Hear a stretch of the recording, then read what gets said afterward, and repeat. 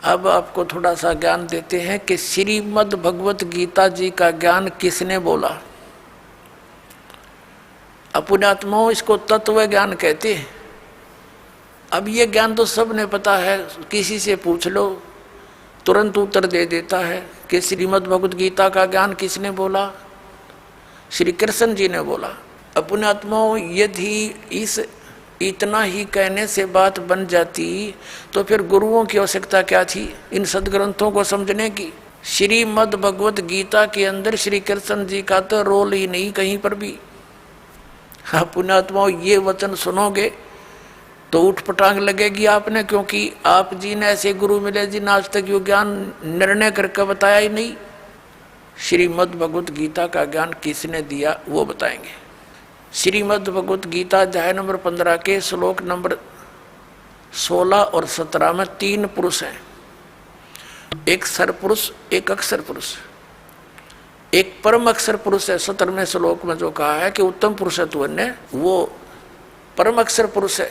उसके विषय में गीता जी अध्याय नंबर 8 के श्लोक नंबर 1 में अर्जुन ने पूछा कि आपने 7वें अध्याय के 29वें श्लोक में जिस तत्ब्रह्म के विषय में जानकारी दी है कि उसको जानकर फिर प्राणी केवल जरा और मरण से ही छूटने का प्रयत्न करता है, तो किम तत्ब्रह्म 8वें अध्याय के गीता जी के प्रथम श्लोक में प्रश्न किया अर्जुन ने।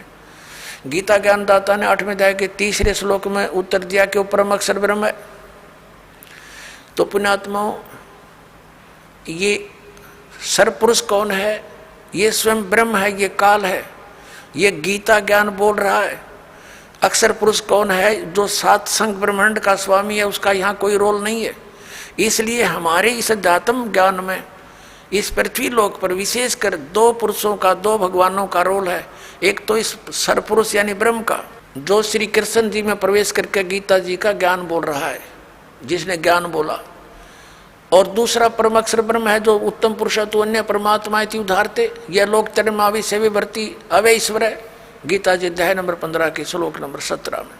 और 8वें अध्याय के 3रे श्लोक में गीता ज्ञानदाता स्वयं कहता वो परम अक्षर ब्रह्म है। तो ये गीता ज्ञानदाता 8वें अध्याय के 13वें श्लोक में कहता कि ओम इति एकाक्षरम ब्रह्म व्यवहारण माम अनुसमरण यह प्रयाति तजन देहम स याति परमागति। मुझ ब्रह्म का केवल एक ओम मंत्र है, और इसका जो उच्चारण करके श्रवण करता हुआ शरीर छोड़कर जाता है, ओम नाम से मिलने वाली जो परम गति उसको प्राप्त होता है। वो कौन सी है? ब्रह्मलोक। ओम नाम से ब्रह्म का है, ब्रह्मलोक में रहता है ब्रह्म, तो ब्रह्म प्राप्ति होती है। 8वें अध्याय के 16वें श्लोक में लिखा है कि ब्रह्मलोक पर्यंत भी जन्म मृत्यु के अंदर है। ये भी पूर्ण मोक्ष नहीं हुआ, क्योंकि ब्रह्मलोक में गए हुए प्राणी भी वापस आते हैं। और गीता ज्ञानदाता स्वयं भी कहता है 2 अध्याय के 12वें श्लोक में, 4 अध्याय के 5 और 9 श्लोक में, 10वें अध्याय के 2 श्लोक में कि अर्जुन तेरे और मेरे बहुत जन्म हो चुके। इसलिए 18वें अध्याय के 62वें श्लोक में गीता ज्ञानदाता कहता है कि तू सर्वभाव से उस परमेश्वर की शरण में जा, उसकी कृपा से ही तू परम शांति को, सनातन परम धाम को प्राप्त होगा।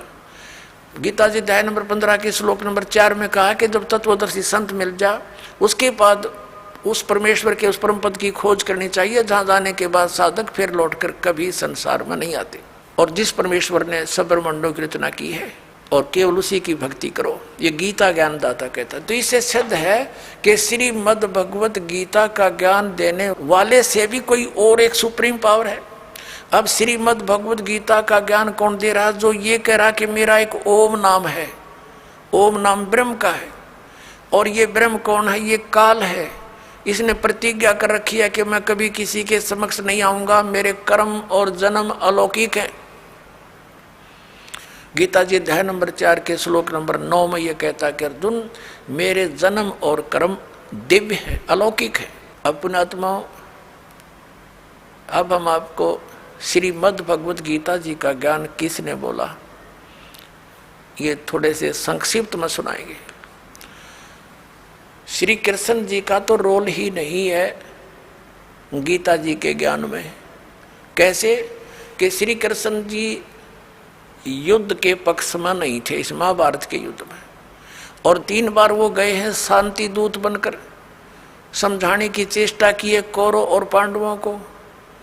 लास्ट में यहाँ तक जब फैसला कर लिया कि भी एक तरफ मैं होऊंगा, एक तरफ मेरी सेना होगी,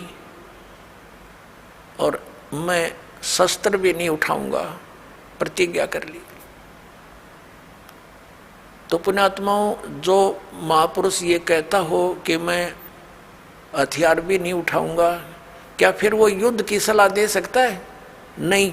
अब जब इसने देखा कि इसने इस काल भगवान ने ये गीता जी अध्याय नंबर 7 के श्लोक नंबर 24 और 25 में स्पष्ट करता है कि मैं अपनी योग माया से छुपा रहता हूँ, मैं कभी किसी के समक्ष नहीं होता, ये मेरा अटल अनुतम अवय अनुतम यानी घटिया अटल नियम है।